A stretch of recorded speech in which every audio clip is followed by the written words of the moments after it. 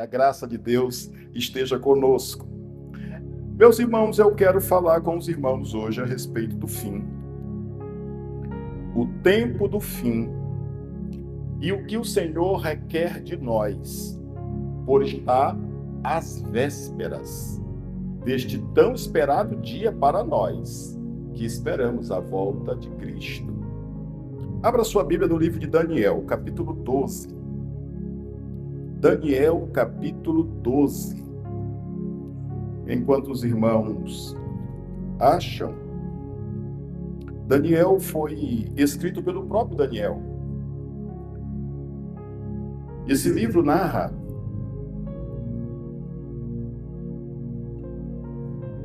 a história no início do cativeiro babilônico, logo no início, que Daniel e seus amigos, bem como todo aquele povo, fora levado cativo para a Babilônia. Esse livro é considerado por alguns como o Apocalipse do Antigo Testamento, porque ele revela as visões, ou pelo menos a última visão que Daniel teve a respeito do que aconteceria nos últimos dias. Daniel ainda era um adolescente, irmãos, e me chama a atenção isto porque hoje nós vivemos um clima de instabilidade com os adolescentes. É um momento que eles não sabem bem sua identidade e buscam encontrar sua identidade. Mas eu vejo aqui que Daniel, bem como os seus amigos, eram ainda adolescentes, mas muito firmes nos seus caráteres e muito firmes naquilo que eles conheciam de Deus e aquilo que eles queriam de Deus. Louvado seja Deus por isto. Este adolescente foi muito massacrado, foi muito provado pelo Senhor, mas ele não abriu mão daquilo que ele tinha de mais puro, que era a adoração ao Senhor. E esse livro ele é recheado de visões que o nosso querido irmão Daniel teve. Mas esse capítulo 12, ele encerra a última visão que Daniel teve, que começou no capítulo 10, quando ele estava incomodado, porque havia uma profecia no livro de Jeremias que datava o fim de todas as coisas. E daria 70 semanas. E Daniel estava incomodado com aquilo, porque ele queria saber quando que estas coisas aconteceriam. Então, no capítulo 10, ele começou um jejum de 21 dias. E após esse tempo, desce um anjo, dizendo a ele que as orações dele haviam chegado no trono desde o primeiro dia, mas que o anjo fora impedido de trazer essas respostas por conta do príncipe da Pérsia, que muito embora nós vamos falar sobre esse império persa, mas aqui está falando do próprio Satanás, que impediu que o anjo descesse para trazer as respostas a Daniel. Fora necessário que o arcanjo Miguel descesse e então guerreasse contra este príncipe da Pérsia e trouxesse essa resposta a Daniel. E esta visão, ou melhor, na visão revelada no capítulo 10, ela continua no capítulo 11, quando o anjo disse a Daniel que haveria um reino, que era o reino do sul. Aqui na Bíblia eles falam da Grécia, mas é o mesmo reino do sul, que não é o reino do sul das tribos de Israel. Era o reino representado pelo Egito. Diz que desse reino sairia um general, e esse general seria mais poderoso do que o reino do sul. E este general criaria o reino do norte.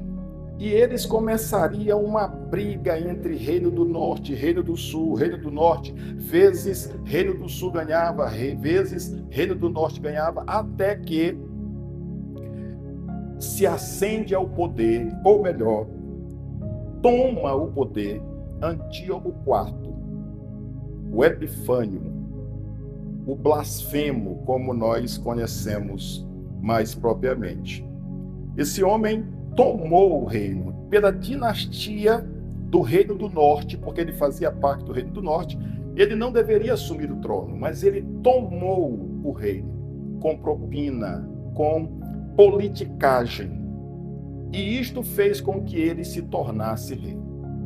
E esse homem era tão vil que ele mirou no sacerdote, que na época era Onias II. Ele matou o sacerdote e colocou um sacerdote dele, porque ele não admitia que houvesse um poder paralelo. Ele era o Senhor. Quando eu digo Senhor, eu não estou querendo dizer o Senhor Deus, mas ele se achava o Todo-Poderoso. Este homem fez isto com o templo. E numa das últimas batalhas que ele enfrentou contra o Reino do Sul, o Reino do Sul se aliou com o Império Romano e Antíoco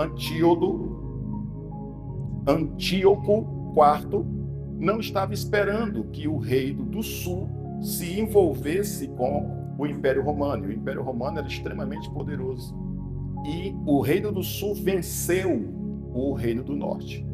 E Antíoco IV, irado, indignado, ele se voltou contra a igreja.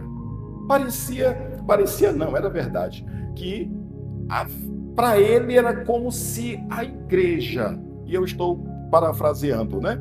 A igreja fosse o empecilho dele, fosse o motivo dele ter perdido. E aí, meus irmãos, o capítulo 11 de Daniel diz no versículo 31 que ele profanou o templo do Senhor, a ponto de colocar o sacrifício de um porco. E os irmãos sabem que no altar do Senhor era colocado cordeiro ou mesmo um cabrito, como em Êxodo 12 fala. E não satisfeito, versículo 33, diz que mesmo ele tendo tirado o sacerdote, colocado um sacerdote dele, mas ainda ficou um povo remanescente naquela igreja. Eu estou falando igreja para a gente entender o contexto. E estes poucos que ficaram, que zelavam pela adoração ao Senhor, eles estavam ensinando às pessoas o caminho correto. E esse Antíoco IV, perverso que era, fez com que alguns passassem pela espada, como está no versículo 33, outros pelo fogo, ou seja, queimados, outros foram levados para o cativeiro de forma mais veemente, outros até tiveram todos os seus bens saqueados. Veja o quão perverso era este homem. E no versículo 35, a palavra diz que aqueles entendidos, ou os sábios, que passaram pela espada, ou pelo fogo, ou pelo cativeiro, eles passaram por este caminho para que eles fossem acrisolados, ou seja, purificados. Diz o texto ainda que eles passaram por isto para serem embranquecidos até o fim do tempo. Então, nesta oportunidade, Antíoco IV era o cara, se a gente pode dizer assim. Esse homem, ele é um antítipo do anticristo. Depois que ele fez isso com a igreja, como diz os versículos 39 em diante, do capítulo 11, ele se uniu com outros países e se deu a combater novamente com a igreja. E aí veio o seu fim, como diz o versículo 45, e não haverá quem o socorra. O capítulo 12, ele começa dizendo, naquele tempo. Que tempo é este? É o tempo dessa história que eu estou contando, da existência de Antíoco IV, dele ter profanado o templo, dele ter feito aliança com outros países. Nesse tempo, diz o capítulo 12, se levantará Miguel. Mantenham suas Bíblias abertas, porque nós vamos ler os versículos e vamos expor e fazer as aplicações. Se levantará Miguel, o mesmo arcanjo que havia descido no capítulo 10 e dito para Daniel que ele estava guerreando contra o príncipe da Pérsia. este mesmo arcanjo Miguel, agora desce o grande príncipe.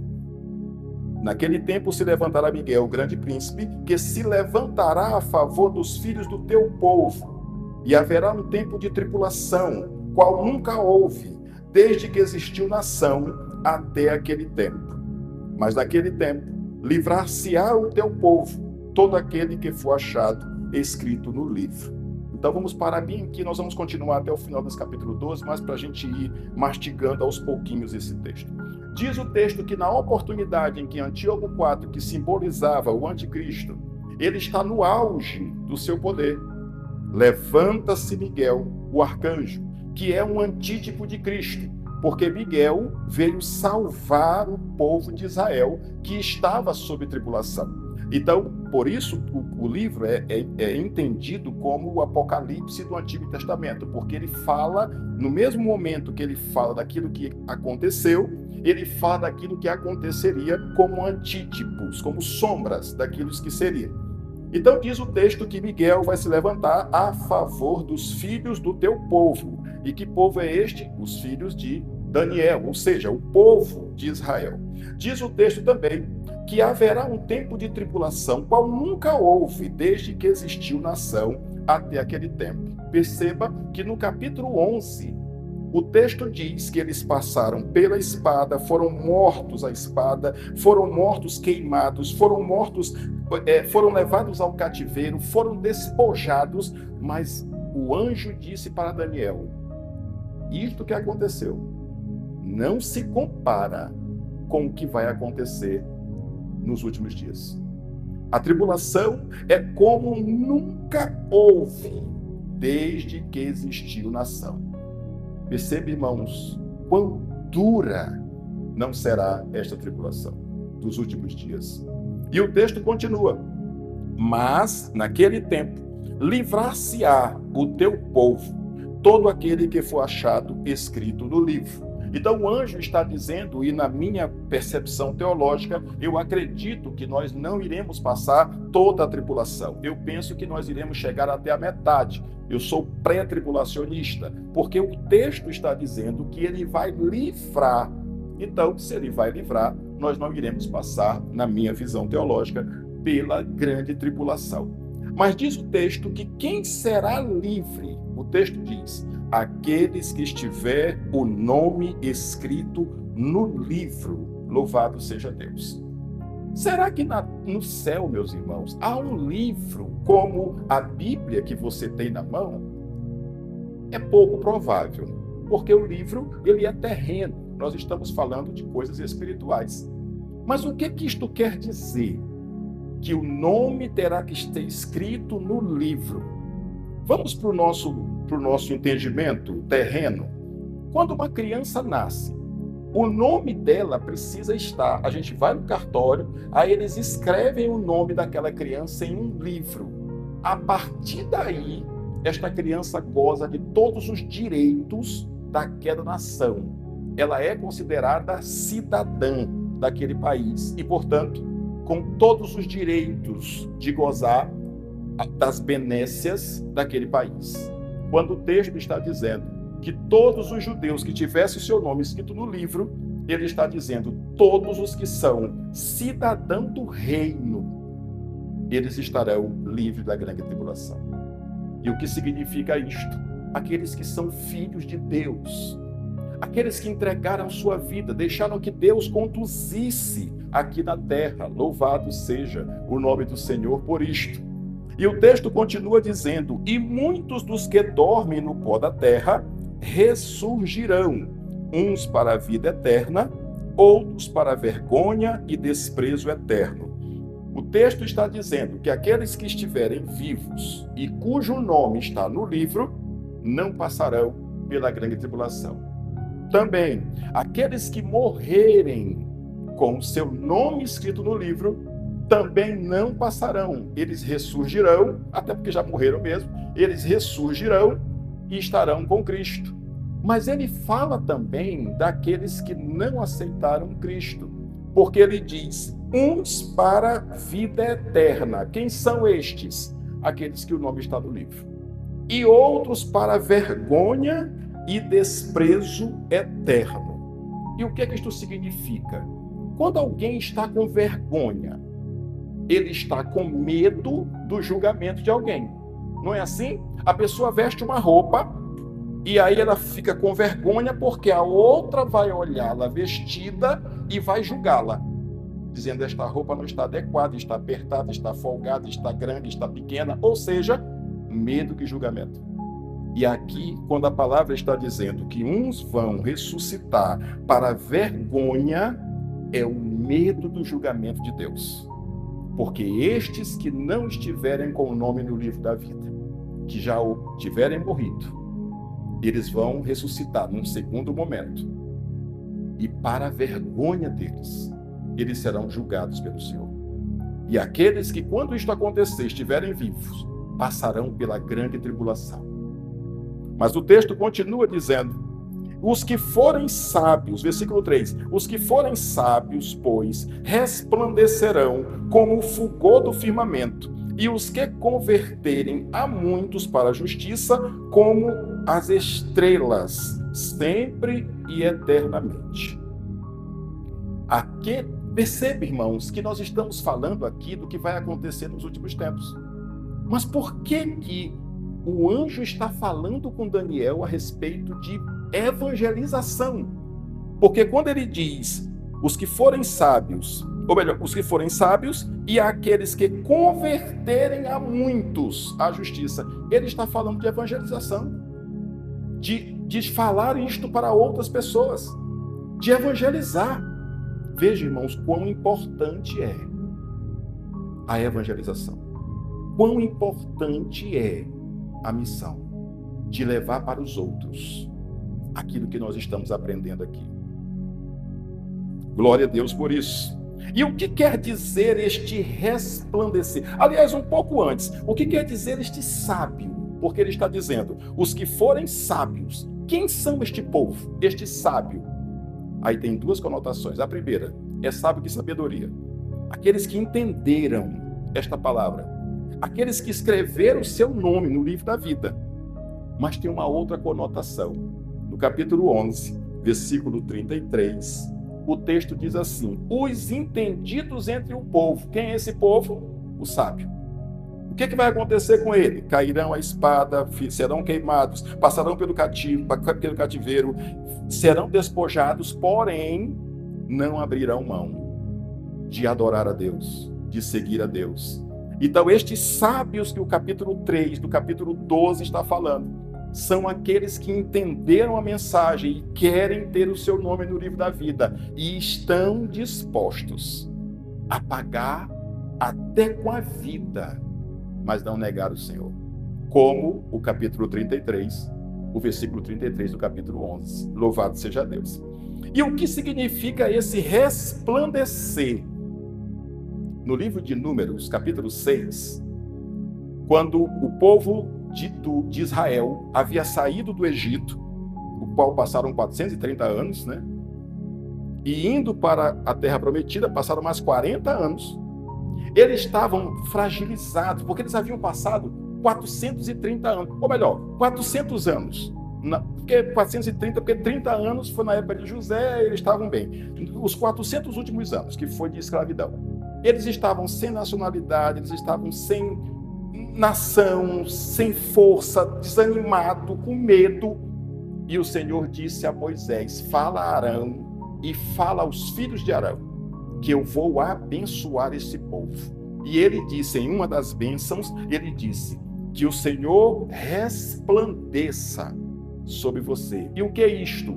Jogar facho de luz, clarear os caminhos. Então o que ele está dizendo? Que os sábios terão os seus caminhos clarados. Mas tem uma outra conotação a esta palavra de resplandecer, é a aprovação. Porque naquela época, quando alguém chegava diante do rei e pedia alguma coisa e o rei sorria, era como se o rosto dele estivesse resplandecendo. Então, esta palavra resplandecer tem a ver também com a aprovação. O que ele está dizendo em outras palavras? Aqueles que forem sábios, aqueles que aceitarem o seu nome no livro da vida, aqueles que pagarem até com a morte, mas não largarem a mão do Senhor, e também aqueles que levarem adiante esta mensagem para tantos quantos queiram ouvir, eles serão aprovados pelo Senhor. E o Senhor aclarará os caminhos destas pessoas. Louvado seja o nome do Senhor. E o texto continua dizendo: tu, porém, Daniel, o anjo dizendo para ele, tu, porém, Daniel, cerra as palavras e sela o livro até o fim do tempo. Muitos correrão de uma parte para outra, e a ciência se multiplicará. Ele está dizendo: Daniel, a mensagem está dada, e encerra aqui a mensagem e o livro. E ele disse: muitos correrão de um lado para o outro, e o conhecimento, a ciência vai se multiplicar. O que ele está querendo dizer? As pessoas irão pesquisar a respeito disto, e elas terão um entendimento. Aqueles que são sábios. Louvado seja Deus. Em outras palavras, ele está dizendo: as pessoas deverão buscar conhecimento. Quem quiser que venha à fonte, buscar aquilo que eu estou dizendo. Louvado seja Deus. E ele continua dizendo: então eu, Daniel, olhei e eis que estava em pé outros dois, um de uma banda à beira do rio e outro de outra banda à beira do rio. Perceba que no capítulo 10, quando Daniel teve esta visão, ele estava de um lado do rio e alguém de branco estava dentro das águas, ou em cima das águas. Agora, Daniel está dizendo: apareceu um homem de um lado do rio e outro homem do outro lado do rio, ou seja, dois outros anjos. E diz o texto: e perguntei ao homem vestido de linho, que estava em cima das águas do rio, quanto tempo haverá até o fim destas maravilhas? Daniel estava como nós, ansioso para saber quando que isto vai acontecer, quando que todas as coisas vão deixar de existir ou serem transformadas, como diz o livro de Apocalipse. E diz o versículo 7, e ouvi o homem vestido de linho, que estava por cima das águas do rio, quando levantou ao céu a mão direita e a mão esquerda, e jurou por aquele que vive eternamente, que isso seria para um tempo, 2 tempos, e metade de um tempo. E quando tiverem acabado de despedaçar o poder do povo santo, cumprir-se-ão todas essas coisas. O anjo disse para o nosso irmão Daniel 2 informações a respeito de quando estas profecias iriam se cumprir. A primeira, temporalidade. Ele disse 1 tempo, mais 2 tempos, mais a metade de um tempo. Esse tempo tem a ver com 1 ano, de 360 dias. Então ele contou 1 ano, 360, mais 2 anos, ou seja, 360 vezes 2, mais a metade de 360. Então seria, ao todo, 3 anos e meio. 1 tempo, mais 2 anos, mais 2 tempos, mais a metade de um tempo. Esse foi o primeiro sinal que o anjo deu a Daniel. Agora, quanto seria isto? Porque na nossa cronologia, 1 ano são 360 dias ou 365 dias. Mas a Bíblia diz que 1 dia para Deus é como 1000 anos. Então, na temporalidade de Deus, nós não sabemos quando que isto vai acontecer. Porém, o que nós temos certeza, há um tempo determinado. Eu não sei se hoje, amanhã, ano que vem, daqui a 20 anos, 100 anos, não sei. O que eu sei, está determinado o tempo. Louvado seja Deus, porque o Senhor disse 1 tempo mais 2 tempos, mais a metade de um tempo. Mas ele deu outra característica. Quando a força ou o poder do povo santo, quem é este povo santo? Israel, tiver sido despedaçado ou acabar. E quando que isto vai acontecer?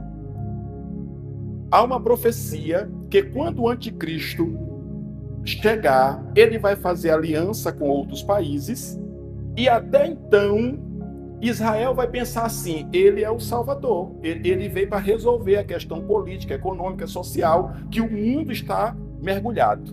Porém, quando ele quiser sentar no templo, na cadeira do Senhor, Israel vai dizer: não, peraí, isso está errado. Só quem pode sentar aí é o Todo-Poderoso. Aí o que vai acontecer? O anticristo vai se voltar contra Israel, junto com várias outras nações. E nesse momento, Israel vai estar acuada. Israel vai estar com o poder despedaçado, como Daniel aqui falou. E é nesse momento que o Senhor vem e livra Israel também. Então foram dois sinais que o anjo disse para o nosso querido irmão Daniel. Primeiro, a temporalidade. Não sabemos exatamente quando, mas temos certeza que terá um fim. Segundo, quando o poder de Israel, quando o anticristo se manifestar e acuar a Israel. Louvado seja Deus. Versículo 8, o texto diz: eu, pois, e Daniel, ouvi, mas não entendi. Nem a gente, né? Nem a gente.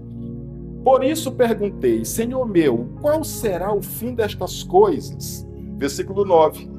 Ele respondeu: vai-te, Daniel, porque estas palavras estão cerradas e seladas até o tempo do fim. Muitos se purificarão e se embranquecerão e serão acrisolados, mas os ímpios procederão impiamente e nenhum deles entenderá. Mas os sábios entenderão. O que ele está dizendo aqui? Haverá um povo que será salvo, porque vai entender a mensagem. Mas haverão também aqueles que não entenderão e cumprirão o plano da profecia. Vai se cumprir ipsilitri o que está escrito. Da forma como foi dada a profecia vai se cumprir. E muitos, infelizmente, não alcançarão esta salvação. Mas qual é o nosso papel? Como diz o texto, pregar o Evangelho. E todos quantos reconhecerem que o Senhor é Senhor e que esta palavra ela vai se cumprir, vai se vergar diante do Senhor e dizer: a ti, Senhor, eu louvo, exalto, bendigo, e eu entrego a minha vida e os meus braços, as minhas mãos, a minha mente, o meu pé vai te servir até o dia que o Senhor me levar daqui, quer seja pelo arrebatamento, quer seja porque o Senhor me chamará antes do arrebatamento. Louvado seja Deus. E o texto continua dizendo: e desde o tempo em que o holocausto contínuo for tirado, que é a abominação do templo, e estabelecida a abominação desoladora, haverá 1290 dias. 1290 dias é exatamente 3 anos e meio de 360. Seria 360 mais 360 mais 360 mais a metade de 360. Daí exatamente 1260 dias, ou 3 anos e meio. E o versículo 13 encerra dizendo, ou melhor, 12. Bem-aventurado é o que espera e chega aos 1335 dias. Ué, mas não era 1290? Sim, 1290 até o arrebatamento da igreja, na minha visão teológica. E os outros 75 dias? É o resto da grande tribulação e a implantação do milênio. Mas serão 75 dias? Para a nossa cronologia, sim. Na cronologia de Deus, não sei. Ele é quem sabe. O fato é, o Senhor marcou a data de arrebatar a sua igreja, de salvar a sua igreja da grande tribulação. O Senhor marcou a data do período que vai ainda acontecer a grande tribulação para quem ficar e a implantação do milênio. Ele já determinou. Louvado seja o nome do Senhor. E no versículo 13, o texto diz: tu, porém, vai-te até que chegue o fim, pois descansarás e estarás do teu quinhão ao fim dos dias. Aqui o Senhor está dizendo: Daniel, tu vais morrer. Tu não vais passar por isto. Esta palavra não é para se cumprir o teu tempo. Vai ser em outro tempo. Mas tu vai descansar. E no fim tu vai ressuscitar. E tu vais para as bodas do Cordeiro, já olhando para o Novo Testamento, que fala que nós iremos para as bodas do Cordeiro quando nós formos arrebatados. Louvado seja o nome do Senhor. Meus irmãos queridos, a palavra, toda palavra, ela tem o objetivo de nos instruir com relação a quem é Deus e o que Ele requer para a gente. O fim está posto. E o que Ele requer de nós? Nesse texto, nós podemos depreender que, primeiro, o Senhor é aquele que olha para nós com misericórdia. Porque como é que o povo estava?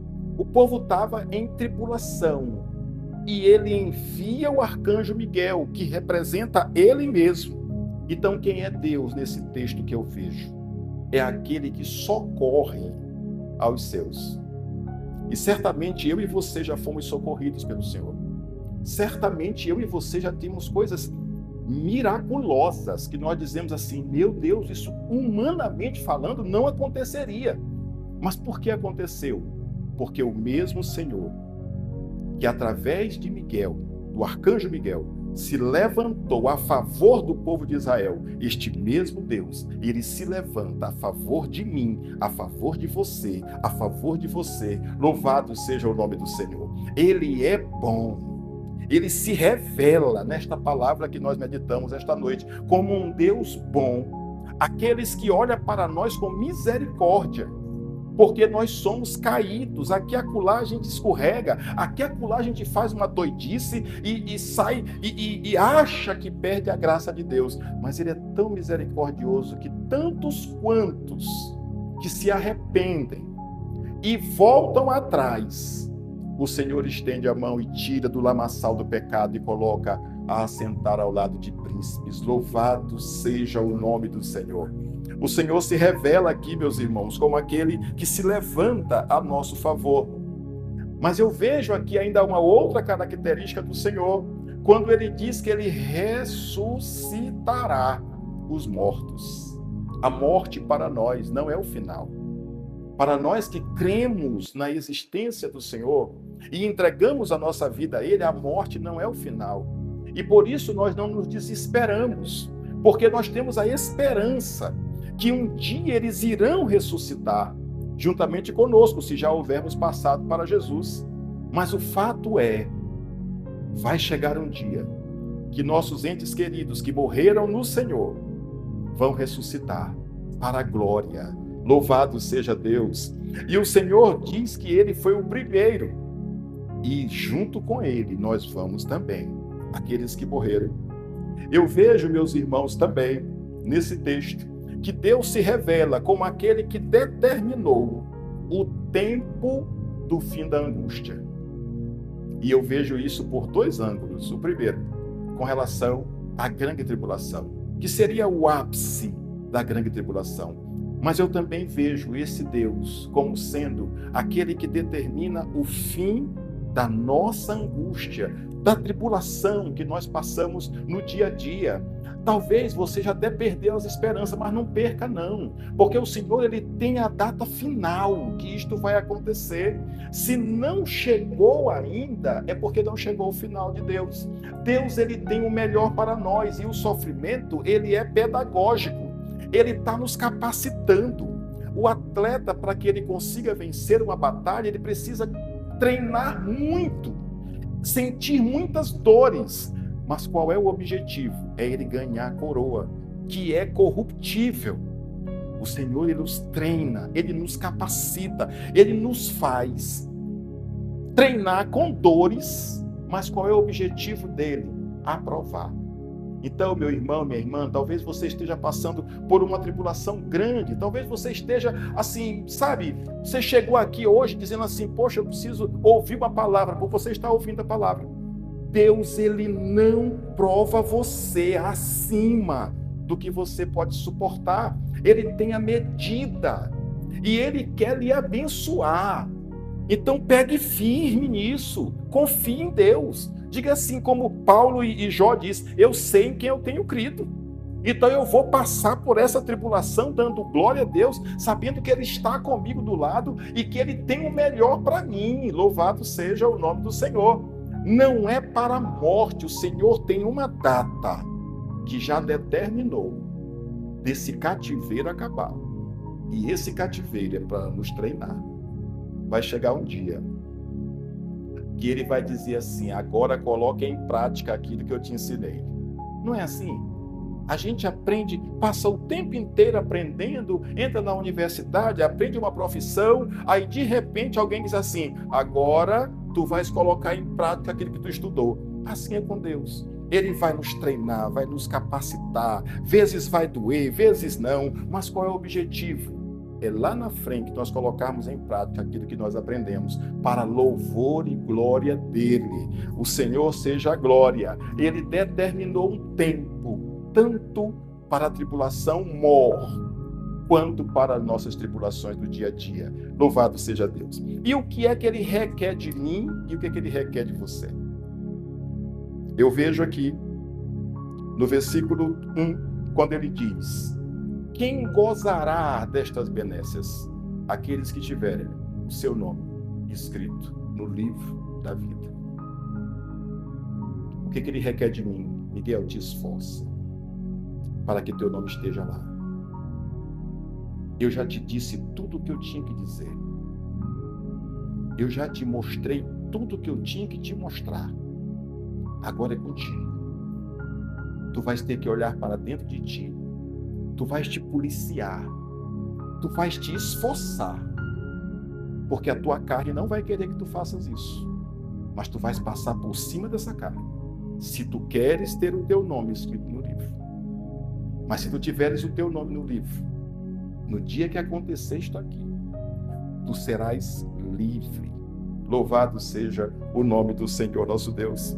Eu vejo, irmãos, desse texto que ele também requer de mim que eu seja sábio o suficiente, não só para entender essa mensagem e buscar os caminhos do Senhor, mas também estar disposto a sofrer, quer seja pela espada, quer seja pelo fogo, quer seja pelo cativeiro, quer seja pelos despojos, mas entendendo que o que me espera do outro lado é algo tão glorioso, que quando eu chegar lá, eu não vou lembrar que o fogo estava queimando. Eu não vou lembrar que o celular foi tomado. Eu não vou lembrar de nada que passei aqui, porque a glória da segunda casa será bem melhor do que a primeira. Louvado seja o nome do Senhor. O Senhor espera de mim, espera dos meus irmãos, que nós sejamos sábios nesse particular. Mas só isto, meus irmãos, não. O Senhor espera de mim e de você que nós busquemos conhecimento dele. Porque quando vier as heresias, quando vier aquelas palavras contrárias ao que ele está dizendo, nós vamos dizer assim: não, eu conheço, eu sei quem é o meu Senhor, eu conheço ele porque eu li a palavra, eu estudei, eu sei quem é ele, e esta palavra que tu estás me dando não é dele, então eu fico com a palavra dele. Meus irmãos, a minha mãe dizia que quem não sabe é como quem não vê. E quem não vê é guiado por outros. Quem vê, guia. Quem não vê é guiado. E o Senhor nos chamou para guiar. E Ele está dizendo: Miguel, busque conhecimento, porque tu vais falar para as pessoas. E tu vais falar o que eu estou dizendo. Louvado seja Deus. Corra de um lado para o outro. Correr, irmãos, é esforço. Correr não é assim, não nos custa nada, custa sim, custa suor. Mas o resultado disto vai ser chegar lá na frente, conhecendo aquilo que o Senhor tem para nós. Mas é só isto que Ele espera de mim e dos meus irmãos? Não. Ainda tem outra coisinha que Ele espera de mim, assim que eu consiga silenciar esse rapaz. É fazer com que nós sejamos purificados, acrisolados. Acrisolar, crisol, era um equipamento, um utensílio que eles colocavam o ouro dentro e colocavam no fogo. Esse crisol, ele refinava o ouro. E aquele que passava pelo crisol saía do outro lado, reluzente. Aí dizia assim: esse é puro, passou pelo teste. Aquele que nem passava, que eu chegava do outro lado, só a cinza, dizia assim: esse é falso, então joga fora. Então, o que o texto está dizendo é: Miguel, tu terás que ser acrisolado. Tu terás que passar pelo fogo. e sair do outro lado, reluzente. Mas não te preocupa não, Miguel, porque eu vou jogar um facho de luz, eu vou indicar o caminho, eu vou dizer como tu vais fazer, porque Ele é bom. E Ele está dizendo para você a mesma coisa. Eu vou provar você, eu vou colocar você no crisol. Mas qual é o objetivo? É que você saia do outro lado resplandecendo. E eu vou te ajudar, eu vou colocar a faixa de luz, eu vou aprovar o teu conhecimento, o teu comportamento. Louvado seja Deus. Meus irmãos queridos, o seu nome está no livro da vida. Se hoje o Senhor voltasse, se fosse hoje o dia em que Ele voltasse, como seria? De quem seria a sua alma? Será que se figuradamente nós abríssemos um livro, estaria lá o seu nome? Será, meus irmãos, que os irmãos têm a sabedoria que Deus requer de nós, no nosso comportamento, no nosso sentar e levantar? Será que nós estamos dignificando o Senhor com a nossa vida? Será que nós somos capazes de passar pelo fogo, de passar pelo despojamento, de passar pela espada, mas não negar o Senhor, entender que Ele está conosco, ainda que seja no vale, ainda que seja no monte, Ele está conosco? Será, meus irmãos, que nós somos capazes de fazer isso? Será ainda, meus irmãos, que nós estamos buscando mais conhecimento do Senhor? O pastor Euquias falou e bem disse: se você durante todo esse dia, ou quiçá a semana, você não teve tempo de abrir a Bíblia, meu Deus, uma semana, sem ler a palavra, sem buscar conhecimento de Deus, sem se alimentar, será que esse é seu caso? Mas eu louvo a Deus, meus irmãos, porque Ele nos traz para a casa dEle. E Ele nos alerta.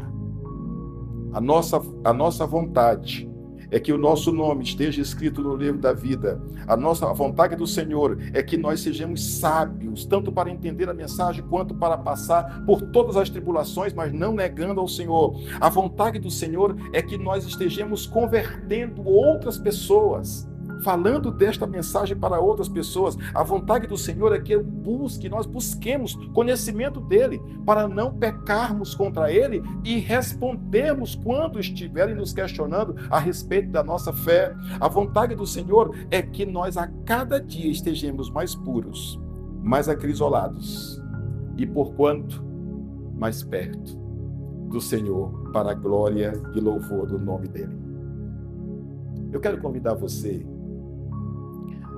que está afastado do caminho do Senhor, ou que não fez uma aliança com o Senhor ainda, eu quero convidar você a fazer isto hoje. Porque você não sabe se o Senhor não irá voltar hoje.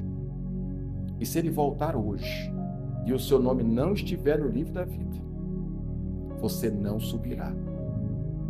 E quão triste, quão vergonhoso no sentido de medo do juízo vai ser quando o Senhor estiver julgando você.